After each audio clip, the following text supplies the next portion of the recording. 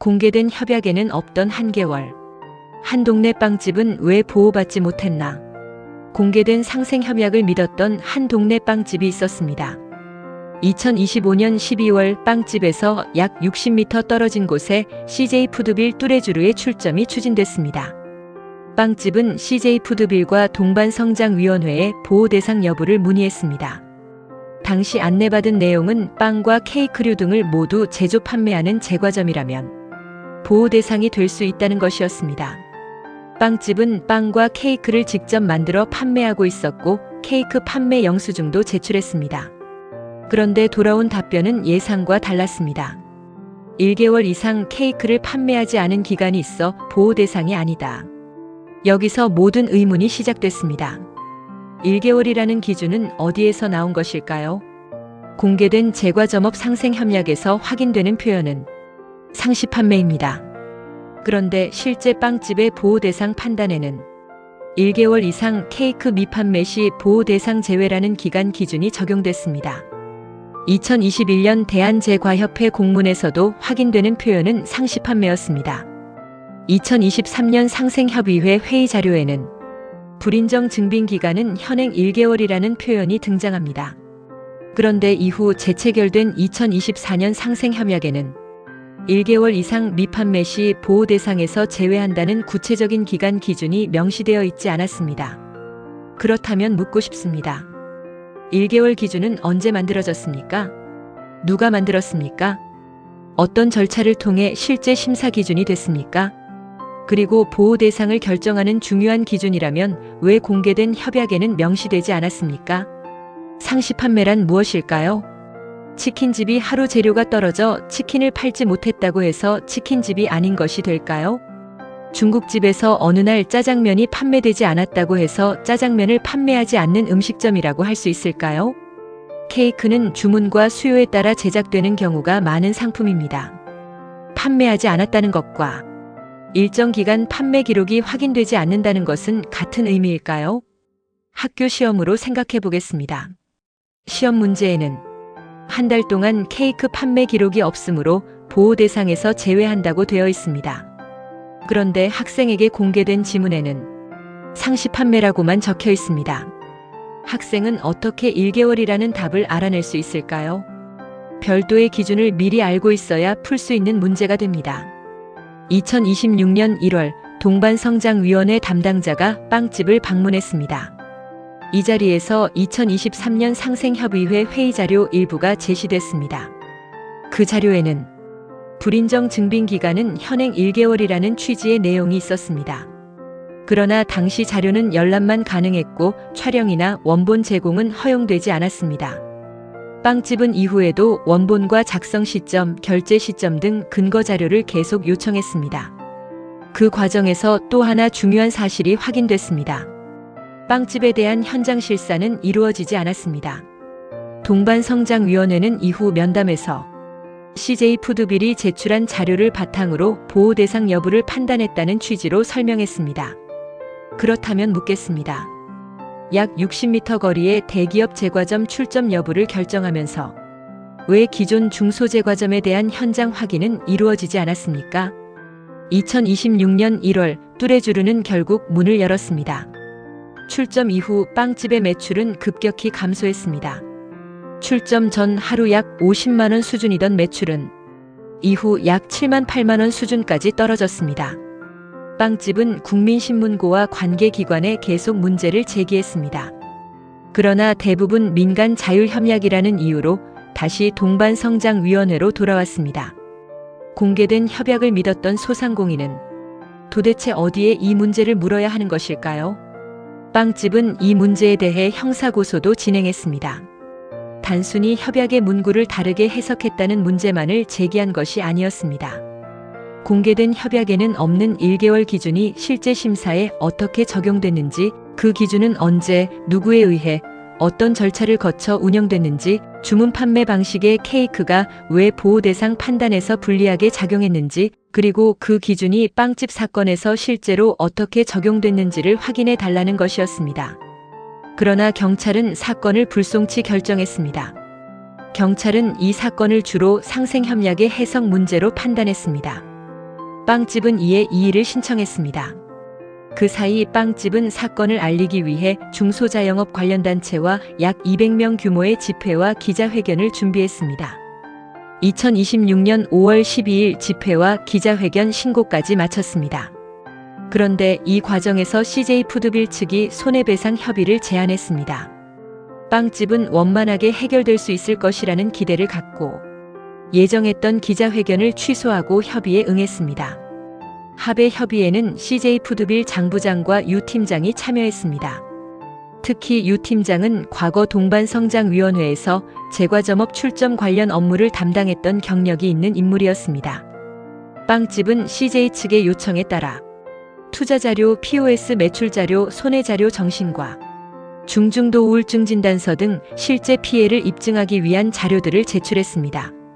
투자비와 영업손실, 임대차 기간 등 구체적인 손해 규모를 놓고 협의가 진행됐습니다. 빵집 입장에서는 단순한 대화가 아니었습니다. 기자회견까지 취소하고 실제 손해 자료를 제출하며 진행한 합의 절차였습니다. 그런데 이 합의 과정에서 뜻밖의 설명이 나왔습니다. CJ 담당자들은 동반성장위원회가 처음에는 출점 철회를 요청했다가 이후 입장을 바꾸었다는 취지로 설명했습니다. CJ 역시 동반성장위원회의 판단 때문에 피해를 입은 입장이라는 취지의 설명도 나왔습니다. 그리고 관련 자료를 제공할 수 있으며 동반성장위원회를 상대로 문제를 제기할 수도 있다는 취지의 이야기까지 나왔습니다. 빵집은 이 설명을 신뢰했습니다. 특히 유 팀장이 과거 동반성장위원회에서 관련 업무를 담당했던 경력이 있었기 때문에 그 설명을 가볍게 받아들이기 어려웠습니다. 그래서 기자회견을 취소한 상태에서 합의 협의를 계속했습니다. 그러나 시간이 지나면서 합의의 방향은 달라졌습니다. 초기에는 투자비와 영업손실 등 전체 손해 규모가 논의됐지만 이후 CJ 측의 보상 범위는 크게 축소됐습니다. 추가적인 보상을 원한다면 법적 절차를 통해 다투라는 취지의 입장도 전달됐습니다. 그리고 출점 철회와 관련해 앞서 설명했던 내용 역시 빵집 사건이 아니라 다른 지역 경남 창원건 사례에 대한 이야기였다는 취지로 설명이 변경됐습니다. 그렇다면 묻고 싶습니다. 빵집이 기자회견을 취소하고 피해 자료까지 제출하며 합의를 계속하게 만든 당시 설명은 정확히 무엇을 근거로 한 것이었습니까? 빵집은 결국 직접 확인했습니다. 동반성장위원회와 대한제과협회를 찾아가 CJ 측에서 들었던 설명이 사실인지 물었습니다.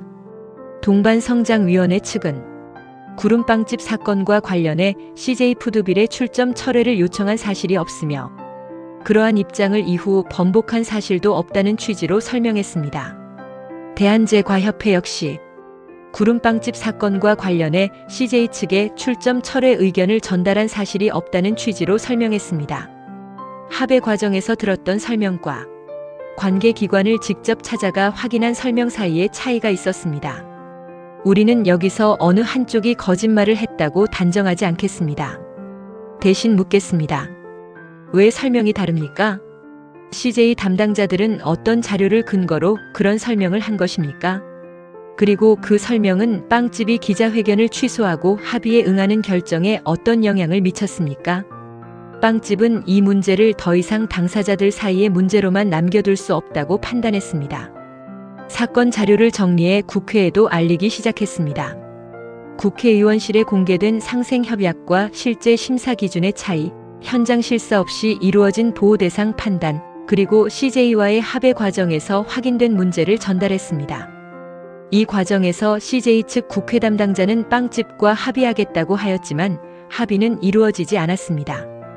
이 국회 보좌관에게도 사건의 경위와 관련 자료를 전달하고 사실관계 확인을 요청했습니다. 국회에 알리고 싶었던 핵심 역시 같았습니다. 대기업의 출점 자체를 막아달라는 것이 아니었습니다. 공개된 상생협약과 실제 적용된 심사 기준이 왜 달랐는지, 그리고 그 과정이 공정했는지를 확인해 달라는 것이었습니다. 그리고 빵집은 CJ 내부에도 공식적으로 문제를 제기했습니다. CJ푸드빌 윤리경영에 합의 과정에 참여했던 유 팀장과 장 담당자에 대한 사실관계 확인을 요청하는 신고를 접수했습니다. 문제 3은 핵심은 합의금 액수 자체가 아니었습니다. 합의 과정에서 동반성장위원회와 대한제과협회의 입장에 관해 어떤 설명을 했는지, 그 설명은 어떤 근거에서 나온 것인지, 그 설명을 신뢰할 수 있는지, 빵집이 기자회견을 취소하고 피해 자료까지 제출하게 된 과정은 적절했는지, 그리고 이후 실제 기관 확인 내용과 설명이 달라진 이유가 무엇인지 확인해 달라는 것이었습니다. 빵집이 원하는 것은 특정 직원을 처벌해 달라는 결론을 미리 내려달라는 것이 아닙니다. CJ 스스로 자사 직원들의 설명과 합의 과정이 적절했는지 조사하고 그 결과를 책임있게 답해달라는 것입니다. 하지만 CJ 윤리 경영 역시 아직까지 답변이 없습니다. 경찰의 불송치 결정 이후에도 새로운 사실과 자료는 계속 확인됐습니다. 동반성장위원회는 빵집에 대한 현장 실사를 하지 않았다고 설명했습니다. 보호 대상 여부는 CJ푸드빌이 제출한 자료를 바탕으로 판단했다고 설명했습니다. 2023년 상생협의회 회의 자료에서는 불인정 증빙 기간은 현행 1개월이라는 문구가 확인됐습니다. 대한제과협회는 2023년 이후 관련 운영 기준을 전국 지회에 안내했다고 설명했지만 지난 7월 불인정 증빙 기간은 현행 1개월 내용이 누락되었다고 밝혔습니다. 그 기준이 실제로 어떤 문서로 어떻게 안내됐는지에 대해서는 추가 확인이 필요합니다. CJ푸드빌 장 담당자와 유 팀장의 합의 과정 녹취도 확보돼 있습니다. 그리고 CJ 측이 합의 과정에서 설명했던 동반성장위원회의 입장과 동반성장위원회를 직접 찾아가 확인한 내용 사이의 차이도 확인됐습니다. 이 자료들은 최초 경찰 수사 당시에는 확보되지 않았거나 충분히 검토되지 않았던 자료들입니다. 그래서 빵집은 이의 신청을 통해 새롭게 확보된 자료까지 함께 검토해달라고 요청하고 있습니다. 그러나 사실관계를 확인하는 동안 빵집의 상황은 계속 악화됐습니다. 매출은 회복되지 않았습니다. 재료비와 전기요금 등 운영비 부담은 계속됐습니다. 결국 2026년 6월 24일 빵집은 매장을 철거하고 영업을 종료했습니다. 약 60m 앞에 대기업 제과점은 영업을 계속했고 공개된 상생협약을 믿었던 동네 빵집은 사라졌습니다. 이 사건에서 우리가 요구하는 것은 대기업의 출점을 무조건 막아달라는 것이 아닙니다. CJ푸드빌이 무조건 잘못했다고 결론 내려달라는 것도 아닙니다. 동반성장위원회나 대한제과협회의 위법을 미리 단정하는 것도 아닙니다. 우리가 원하는 것은 확인할 수 있는 사실에 대한 답입니다. 공개된 협약과 실제 운영 기준은 같았습니까? 1개월 기준은 언제, 누구에 의해, 어떤 절차로 만들어졌습니까? 그 기준은 보호받아야 할 소상공인에게 사전에 알려졌습니까? 왜 빵집에 대한 현장 실사 없이 CJ가 제출한 자료를 중심으로 보호 대상 여부를 판단했습니까? 2023년 회의 자료에 존재했던 현행 1개월이라는 기준이 왜 2024년 공개된 상생협약에는 명시되지 않았습니까? CJ 담당자들이 합의 과정에서 설명한 동반성장위원회와 대한제과협회의 입장은 왜 이후 각 기관을 직접 찾아가 확인한 내용과 달랐습니까? 그 설명을 믿고 기자회견을 취소하고 피해 자료를 제출한 소상공인에게 누가 책임있게 설명해야 합니까? 그리고 CJ푸드빌 윤리경영은 자사 직원들의 합의 과정과 설명에 대해 어떤 판단을 내릴 것입니까? 우리가 요구한 것은 특혜가 아니었습니다.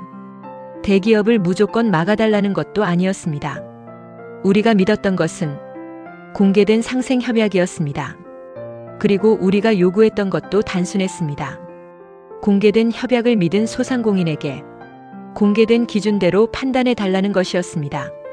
하지만 약 60m 앞에는 대기업 제과점이 문을 열었고 빵집은 결국 문을 닫았습니다. 그래서 다시 묻습니다. 공개된 협약에는 없던 1개월. 그 기준은 어떻게 한 소상공인의 보호 여부를 결정하는 기준이 되었습니까? 그리고 공개되지 않은 기준으로 보호 여부가 달라질 수 있다면 소상공인은 도대체 무엇을 믿어야 합니까? 지금껏 이러한 사실로 얼마나 많은 소상공인 자영업자들이 보호 대상에서 제외되었는지 앞으로도 비공개 독소 조항은 지속될 것입니다. 이 질문에 대한 동반성장위원회와 대한제과협회 그리고 CJ푸드빌의 책임 있는 답변을 기다립니다.